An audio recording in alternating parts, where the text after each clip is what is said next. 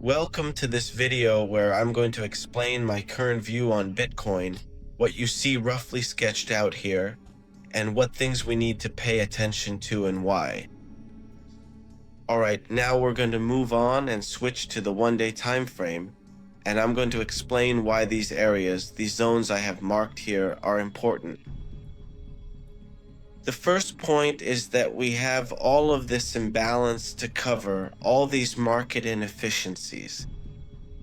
And we have, for example, a very significant one-day candle that clearly closes with a substantial candle body over all this crucial support, which strongly indicates a potential trend.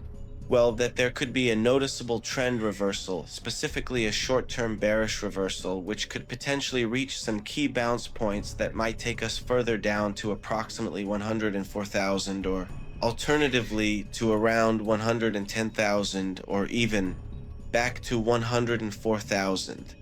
Break time equals 0.5s/.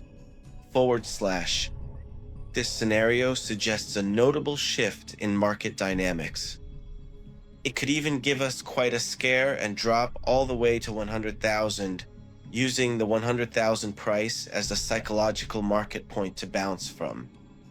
The most interesting points are 110,000, 104,000, and 100,000.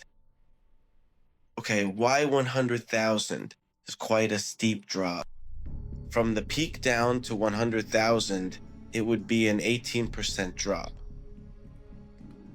It's not all that unusual either. This drop was 12% before making a new high, and even here, this drop was 31%, and then it went on to make another high. So it's a drop that's possible, a drop that can happen, and we'll be keeping an eye on it soon.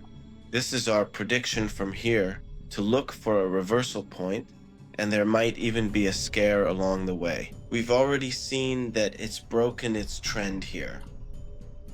Here, it's broken its upward trend, making... If we switch to the weekly chart, if we look at it weekly, we'd have something similar to what we see here on the daily chart. A break of the daily candle, weekly, that breaks the support, and it's the same as here. It would lead us to a small drop, more or less here, covering the inefficiencies, some inefficiencies up to about here, hitting exactly the weekly inefficiency and looking for the high again, something we could see exactly here, but on a daily chart.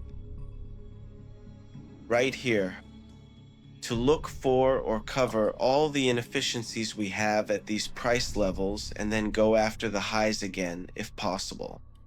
The market is already at a very high point. 120,000 is extremely high. It could more or less aim for 130,000, stretch a little further, and everything it stretches, it's best to take advantage of it and take profits, so that later when it drops again, because it will drop, it's not going to be an endless cycle. You can buy again at cheaper prices. That's all for today. Thank you very much. See you in the next video.